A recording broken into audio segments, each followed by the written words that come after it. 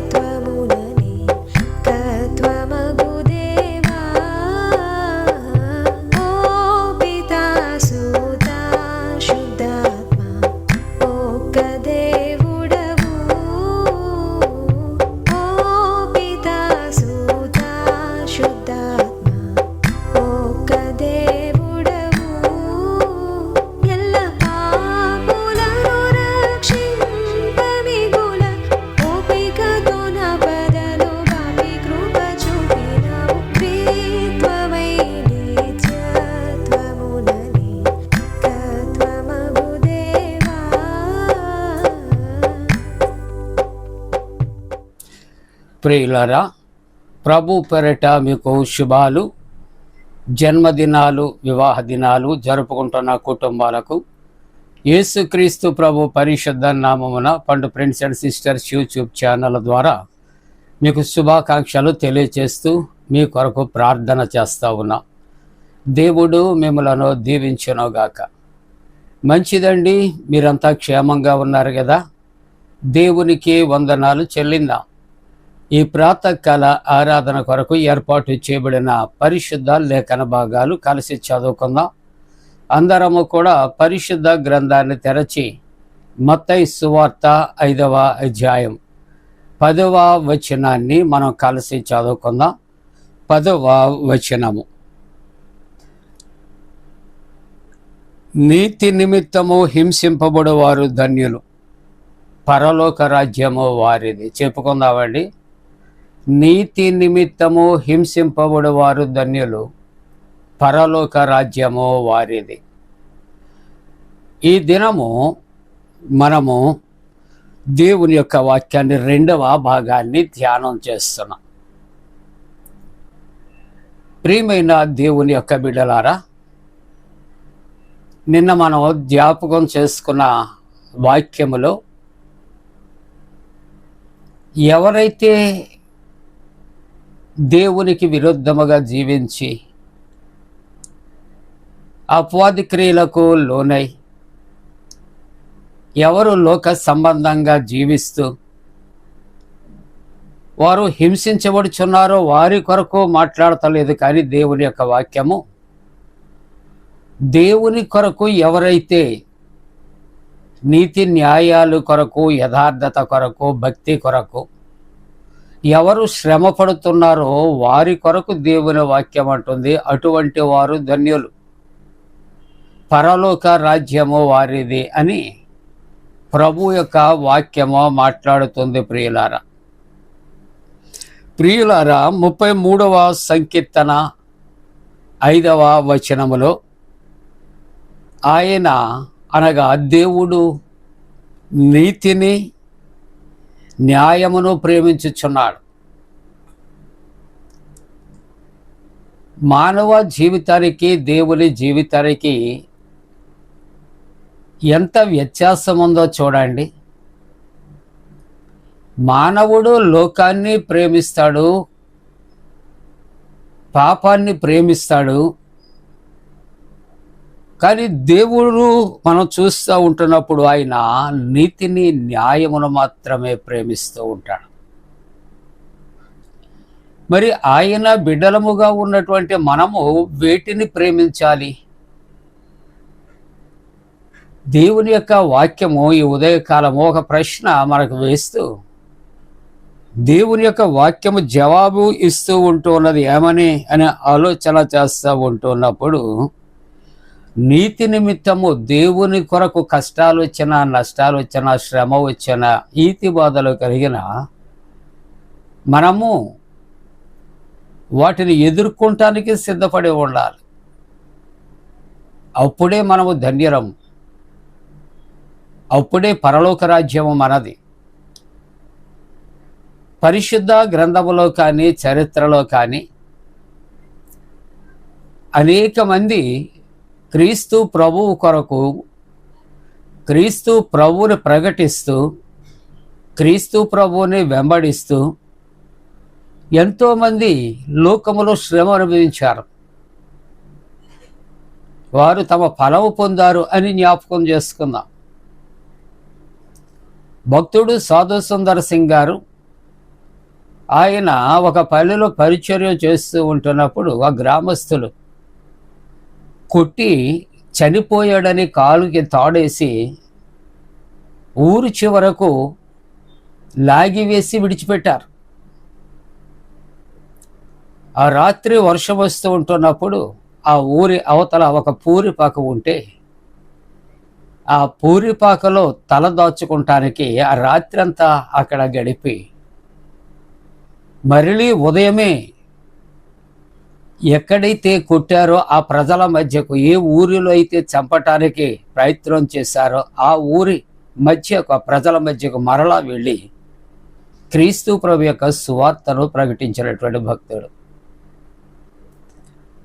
దేవుని యొక్క వాక్యము ఆలోచన చేస్తే నీతి కొరకు అనగా దేవుని యొక్క నీతి కొరకు హింసించబడుచున్నప్పటికీ గొప్ప భాగ్యమని ఎంచుకొనుచున్నటువంటి వారిది పరలోక రాజ్యము అని సెలవిస్తూ ఉంటున్నది. ప్రియులారా, కాబట్టి మొట్టమొదటగా విశ్వాసి ఆయన నీతిని, ఆయన న్యాయమును ప్రేమిస్తున్నాడు. కాబట్టి ఆయన బిడ్డలముగా మనమును కూడా ఆయన నీతిని మనం ప్రేమించవలసినటువంటి అవసరత ఉంది. ప్రియులారా, 45వ సంకీర్తన 7వ వచనములో నీవు నీతిని ప్రేమించి భక్తిహీనతను ద్వేషించుచున్నావు. క్రీస్తుని కలిగి ఉన్న మనము, క్రీస్తు ప్రభు పోలికలోనికి మార్చబడుచున్న మనము నీతిని ప్రేమించవలసినటువంటి అవసరత, భక్తిని ప్రేమించవలసినటువంటి అవసరత, భక్తిహీనతను ద్వేషించవలసినటువంటి అవసరత ఉందని దేవుని యొక్క వాక్యము సెలవిస్తూ 97వ సంకీర్తన 2వ వచనములో నీతి న్యాయములు ఆయన సింహాసనములు. నీతి న్యాయమే ఆయనకు సింహాసనముగా ఉంటూ ఉన్నాయట. ఆయన నీతిని ప్రేమించే దేవుడు. అంతేకాకుండా నీతి న్యాయాలను ప్రేమించే దేవుడు. మరి ఆయన బిడ్డలుగా ఉన్నటువంటి మన యొక్క బాధ్యత ఏమిటని ఆలోచన చేస్తే మనమును కూడా దేవుని యొక్క నీతి, మానవుని యొక్క నీతి కాదు, మానవుని యొక్క నీతి మురికి గుడ్డ వంటిది అని దైవవాక్యం. ప్రియులారా, సామెతల గ్రంథములో 10వ అధ్యాయములో 2వ వచనములో చూస్తూ ఉంటున్నప్పుడు నీతి అనేది మరణము నుండి రక్షిస్తుంది, తప్పిస్తుంది. దేవుని యొక్క నీతి. ఈ నీతి ఎలాగొస్తుంది అనే ఒక మాట ఆలోచన చేస్తే, నిన్నటి దినాన్న అబ్రహాము దేవుని నమ్మెను, అది అతనికి నీతిగా ఎంచాను అని దేవుని వాక్యము నిన్న ధ్యానం చేశాం. కాబట్టి నీతి అనేది తప్పనిసరిగా మానవుని ఏం చేస్తుందంటే లోక సంబంధమైన మరణము నుండి తప్పించి జీవములోనికి నడిపిస్తుంది అని దైవవాక్యము సెలవిస్తూ ఉంటున్నది. యెషయా గ్రంథములో 32వ అధ్యాయములో 17వ వచనములో చూస్తూ ఉంటున్నప్పుడు, నీవు నీతి న్యాయాలను ప్రేమిస్తుంటున్నప్పుడు నీతి నీకు కలుగు చేసే మేలు, లాభం ఏంటి ఆలోచన చేస్తే నీతి సమాధానము కలుగు చేస్తున్నది. ముగింపుగా రోమాపత్రిక 14వ అధ్యాయము 17వ వచనములో మనము చూస్తూ ఉన్నప్పుడు, దేవుని రాజ్యము భోజనమును పానమును కాదు. దేవుని యొక్క రాజ్యము భోజనము పానము కాదు, కానీ నీతియు సమాధానము పరిశుద్ధాత్మ యందలి ఆనందం. నీతి సమాధానము అయ్యున్నది. కాబట్టి శ్రమలు ఎవరికి వస్తాయంటే నీతి న్యాయాలతో బ్రతికే వారికే శ్రమలు వస్తాయి తప్ప, నీతి మార్గములు విడిచి నీతిని తప్పి లోక సంబంధంగా మనం జీవిస్తూ ఉంటున్నప్పుడు శ్రమలు కలిగినా దాని వలన మనకు ఫలితం లేదు.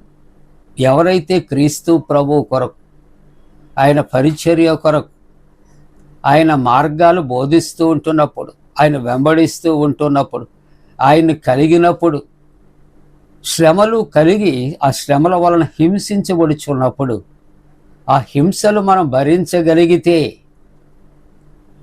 మనము ధన్యులము. ఉదాహరణగా అపోస్తలుడైన పౌలు గారి యొక్క జీవితాన్ని చూస్తూ ఉంటున్నప్పుడు, సౌలుగా గొప్ప జీవితాన్ని జీవించాడు. కానీ పౌలుగా తగ్గించుకుని హింసలు భరిస్తూ నదుల వలన ఆపద, స్వజనుల వలన ఆపద, దొంగల వలన ఆపద, తన స్వజనుల చేతట ఒకటి తక్కువ ఆయన 40 కొరడా దెబ్బలు తిన్నాడు అని దేవుని వాక్యం. కాబట్టి దేవుని కొరకు కలుగుతున్నటువంటి హింసలను భరించే వ్యక్తులను నీతిమంతులుగా దేవుడు తీర్చిదిద్ది, నీతి నిమిత్తము హింసించబడితే నీవు ధన్యుడవు. అంతేకాకుండా ఆయన ఇచ్చే రివార్డు ఏంటి అని ఆలోచన చేస్తే పరలోక రాజ్యము అటువంటి వారి. అట్టి కృప మనం పొందుకుంటానికి దేవుడు తన పరిశుద్ధాత్మ కూడా మనపై మెండుగా కుమరించునుగాక. ఆమేన్. ప్రార్థన. పరిశుద్ధుడా, నీకు వందనాలు. నీతి నిమిత్తము హింసించబడు శక్తి సామర్థ్యాలు మాకు కలుగుచ్చి పరలోక రాజ్యాన్ని పొందుకునే భాగ్యం కలుగుచ్చి, ఉదయకాలపు ఆరాధనలు ఆరాధిస్తున్న ప్రతి కుటుంబము వారి బిడ్డలు ఆశీర్వదించి, అనారోగ్యము బలహీనతలతో ఉన్న వారిని స్వస్థపరచు. గల్ఫ్లో జరుగుతున్న యుద్ధ బీభత్సవాలు దూరపరచు. జ్వర తీవ్రతతో, అనారోగ్యాలతో, బలహీనతతో ఉన్న వారిని తండ్రి దర్శించి ముట్టి స్వస్థపరచు. చంటి బిడ్డల కొరకు, యవనస్తుల కొరకు, వృద్ధుల కొరకు ప్రార్థన చేస్తూ దినాశీర్వాదాలతో నింపమని యేసు ప్రభు దివ్య నామమున వేడుకొనుచున్నాము తండ్రి. ఆమేన్. మన పరమ తండ్రి అయిన దేవుని యొక్క ప్రేమయు ప్రభువైన యేసుక్రీస్తు ప్రభు కృపయు పరిశుద్ధాత్మక సహవాసం ప్రాతకాల ఆరాధనలో పాల్గొన్నటువంటి నాయన విశ్వాసులకు, కుటుంబాలకు తోడుగుండి సంరక్షించి కాపాడునుగాక. ఆమేన్.